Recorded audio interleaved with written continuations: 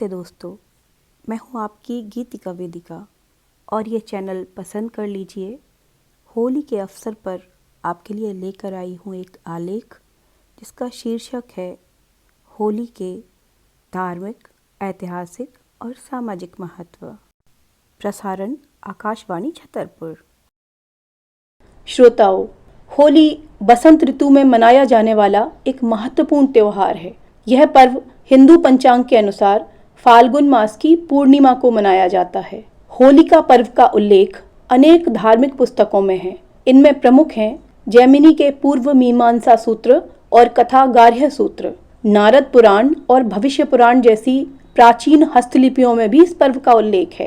प्राचीन चित्रों, भित्ति चित्रों और दीवारों की बात की जाए तो विजयनगर की राजधानी हम्पी के 16वीं शताब्दी के एक चित्रफलक पर इस उत्सव का चित्र मिलता है, जिसमें राज परिवार के कुमार कुमारियां और दासियां रंगों सहित होली खेल रहे हैं। होली रंगों का हंसी खुशी का त्योहार है। यह भारत का एक प्रमुख और प्रसिद्ध त्योहार है जो अब तो विश्व प्रसिद्ध हो चला है। पहले दिन होली जलाई जाती है, जिसे होलिका दहन भी कहते हैं। दूसरे दिन धूर खेल या धूरी बंधन कहा जाता है। लोग एक दूसरे पर रंग, गुलाल, अबीर मलते हैं। ढोल, डफली, ताशे बजाकर फागुन के गीत गाते हैं। होली के दिन लोग पुरानी कटुताएं भूल जाते हैं और फिर से मित्र बन जाते हैं। एक दूसरे को रंगने और गाने बजाने का दौर पूरी दोपहर चलता है। इसके बाद नए कपड़े पहनकर लोग शाम को एक दूसरे के घर मिलने जाते हैं, गले मिलते हैं और मिठाइयाँ खाते खिलाते हैं। होली कुछ इस तरह प्रारंभ होती है। हुरकारे अर्थात होली खेलने वाले पहले चंदा जुटाते हैं, फिर एक झंडा एक सार्वजनिक स्थान पर गाड़ा जाता है। इसके पास होलिका की अग्नि इकट्ठी की जाती है। यह तैयारियां काफी दिन पहले से प्रारंभ हो जाती हैं। इस तरह पर्व का पहला दिन होलिका दहन कहलाता है। इसमें लकड़ियां और उपले प्रमुख होते हैं। कई स्थानों पर होलिका में भरभोलिये जलाने की परंपरा है। भरभोलिये गाय के गोबर से बने हुए ऐसे उपले होते हैं जिनके बीच में छेद होता है। इस छेद में मूंज की रस्सी डालकर माला बनाई जाती है। एक माला में 7 भरभोलिये होते हैं। लकड़ियों और उपलों से बनी इस होली का दोपहर से ही विधिवत पूजन प्रारंभ हो जाता है। दिन ढलने पर ज्योतिषियों द्वारा निकाले गए मुहूर्त पर होली का दहन किया जाता है। इस आग में नई फसल की गेहूं और चने के होले को भी भूना जाता है। होली का दहन समाज की समस्त बुराइयों का अंत है। यह बुराइयों पर अच्छाइयों का प्रतीक है। गांव में देर तक लोग होली के आसपास नाचते हैं और गीत गाते हैं। होली भारत का अत्यंत प्राचीन पर्व है। वसंत ऋतु के आगमन में यह पूरे हर्षोल्लास के साथ मनाया जाता है। इसे वसंतोत्सव भी कहते हैं। होली का इतिहास विभिन्न दंत कथाओं और पौराणिक कथाओं के माध्यम से हिंदू जनमानस से जुड़ा है। होली की सर्वाधिक लोकप्रिय कथा होलिका और भक्त प्रहलाद की कहानी है। इस उत्सव की शुरुआत बुंदेलखंड में झांसी के एरच से हुई। एरच कभी हिरण्यकश्यपु की राजधानी हुआ करती थी। इस कथा के अनुसार हिरण्यकश्यपु नाम का राक्षस राजा, उसने भगवान ब्रह्मा से अमरता का वरदान प्राप्त किया कि वह ना तो दिन में मरे ना रात्रि में, ना तो उसे मनुष्य मार सके ना जानवर। यह वरदान प्राप्त करने के बाद वह बहुत अहंकारी हो गया और उसने सभी से स्वयं को भगवान के रूप में पूजने की मांग की। लेकिन उसके घर भक्त प्रहलाद का जन्म हुआ। वह अपने पिता के बजाय भगवान विष्णु की आराधना करते थे। राजा हिरण्यकश्यपु को भक्त प्रहलाद की यह बात पसंद नहीं आई। हिरण्यकश्यपु ने उनकी हत्या के कई प्रयास किए, फिर भी प्रहलाद बच गए। अंततः हिरण्यकश्यपु ने भक्त प्रहलाद को डिकोली पर्वत से नीचे फेंक दिया। डिकोली पर्वत वह स्थान है जहाँ प्रहलाद गिरे थे। वह आज भी मौजूद है।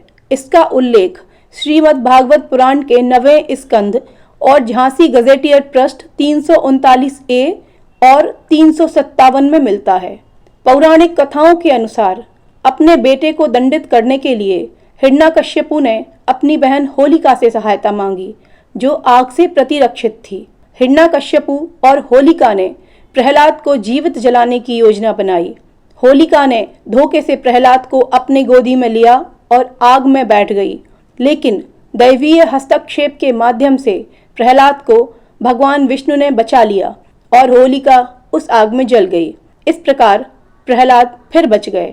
इसके तुरंत बाद भगवान विष्णु ने नरसिंह अवतार लिया और गौधूली बेला अर्थात न दिन न रात्रि डिकौली स्थित मंदिर की दहलीज पर अपने नाखूनों से हिरण्याकश्यपु का वध कर दिया। सिर्फ बुंदेलखंड में ही नहीं बल्कि पूरे देश में होली एक दिन पहले होलिका दहन की परंपरा से चली आ रही है। यह पर्व प्रतीक रूप से भी माना जाता है। प्रहलाद का अर्थ है आनंद, बैर और उत्पीड़न का प्रतीक है होलिका और प्रेम उल्लास का प्रतीक प्रहलाद अर्थात आनंद अक्षुण्ण रहे। जब बात करें वैदिक युग की तो वैदिक युग में होली को नवान्नेष्टि यज्ञ कहा जाता है, क्योंकि यह वह समय होता था जब खेतों में पका हुआ अनाज काटकर घरों में लाया जाता था। उस समय खेत के अधपके अन्न को यज्ञ में दान करके प्रसाद लेने का विधान समाज में व्याप्त था। अन्न को होला कहते हैं, इसी कारण से इसका नाम होलिकोत्सव पड़ा। भारतीय ज्योतिष के अनुसार चैत्र शुदी प्रतिपदा के दिन नव वर्ष का भी आरंभ माना जाता है। इस उत्सव के बाद ही चैत्र महीने का आरंभ होता है, अतः यह पर्व नव संवत का आरंभ और वसंतागमन का भी प्रतीक है। एक अन्य कथा के अनुसार त्रेता युग के प्रारंभ में भगवान विष्णु जी ने धूलि का वंदन किया था, इसलिए होली के इस त्योहार को धूरी वंदन भी कहते हैं, जिसमें लोग एक दूसरे पर धूल और कीचड़ लगाते हैं। इसे धूल स्नान कहा जाता है। होली की जड़ें प्राचीन भारतीय रीति रिवाजों और कृषि पद्धतियों में है। यह प्रजनन उत्सव, वसंत के आगमन और नए जीवन के खिलने का समय है। होली पर किसान स्वस्थ फसल का अन्न भगवान को समर्पित करता है और अपनी भूमि की उर्वरता सुनिश्चित करने के लिए अनुष्ठान करता है। रंग और पानी के साथ होली का उत्सव वसंत के रंगीन खिलने और प्रकृति में जीवन के नवीनीकरण का द्योतक है। समय के साथ छुट्टियाँ, खुशी, एकता और एकजुटता आदि सार्वभौमिक उत्सव बन गईं। अब यह एक विश्व प्रसिद्ध त्योहार है, जिसमें भारत के साथ विश्व के कई हिस्सों में भी बड़े उत्साह से इसे मनाया जाता है। होली का त्योहार रंग, संगीत, स्वादिष्ट मिठाइयाँ और मनोरम वातावरण से भरा होता है। और आज कोई अनजान आपके ऊपर रंग डाल के कहे कि बुरा न मानो होली है, तो आप भी होली के पर्व का आनंद लीजिए और बुरा नहीं मानिए। होली की पुनश्च रंग बिरंगी अनंत शुभकामनाएं।